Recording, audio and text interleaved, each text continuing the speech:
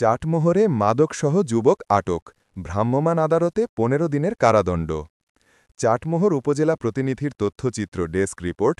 পাবনার চাটমোহর উপজেলার ধানকুনিয়া বাজার এলাকায় মাদকাবিরোধী অভিযানে এক যুবককে আটক করেছে মাদকাদ্রব্য নিয়ন্ত্রণ অধিদপ্তর। পরে ভ্রাম্যমাণ আদালতে তাকে ১৫ দিনের বিনাশ্রম কারাদণ্ড ও ১০০ টাকা জরিমানা করা হয়েছে। আটককৃত যুবকের নাম মুন্নাফ হোসেন, ৩৫। তিনি ধানকুনিয়া গ্রামের জাবের মণ্ডলের ছেলে। মাদকাদ্রব্য নিয়ন্ত্রণ অধিদপ্তরের পাবনা কার্যালয়ের পরিদর্শক আব্দুর রহিম জানান, মাদকাবিরোধী নিয়মিত অভিযানের অংশ হিসেবে মঙ্গলবার ১২ই নভেম্বর ধানকুনিয়া বাজার এলাকায় অভিযান চালানো হয়। এ সময় মুন্নাফ হোসেনের কাছ থেকে ৫ পুড়িয়া গাঁজা উদ্ধার করে তাকে আটক করা হয়।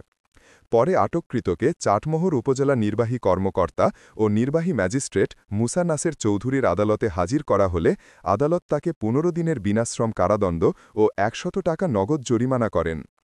চাটমোহর উপজেলা নির্বাহী কর্মকর্তা ও নির্বাহী ম্যাজিস্ট্রেট মুসা নাসের চৌধুরী বলেন, চাটমোহর উপজেলাকে মাদকমুক্ত রাখতে প্রশাসন ও মাদকাদ্রব্য নিয়ন্ত্রণ অধিদপ্তর নিয়মিত অভিযান পরিচালনা করছে। মাদকবিরোধী এ অভিযান চলমান থাকবে।